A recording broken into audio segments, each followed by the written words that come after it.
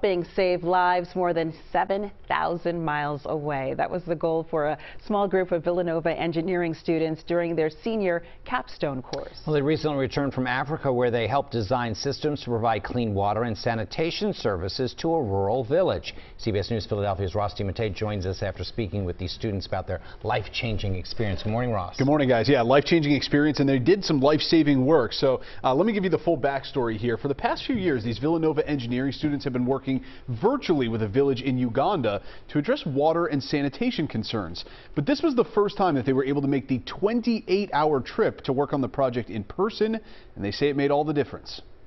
Let her rip!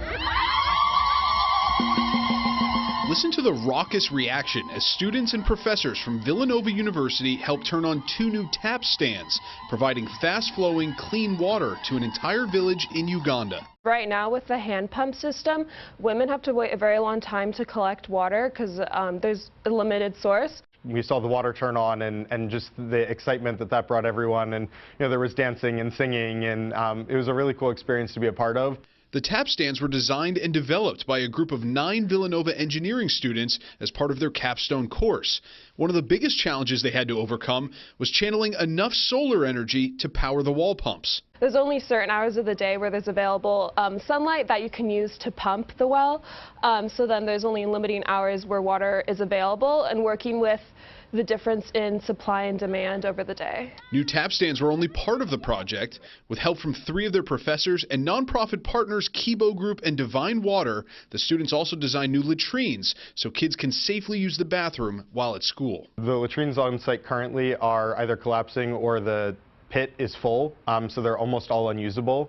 The population of the school is almost 800, so for them to be down to basically 1 or 2 stalls is pretty alarming. One of the parents stood up and talked to us about they were so proud of their school and how well their school is performing, but they just didn't want their kids to die from illnesses from the latrines. In exchange for these life-saving services, the students came home with lifelong memories and some proud professors. I came back and felt so much more motivated that I really saw the impact that these projects are having on people's lives, and it's a lot more than just putting some information down on paper. It's really changing the way someone's going to live. To be able to really serve a community and think about what their design means for a people in a place is a really impactful thing.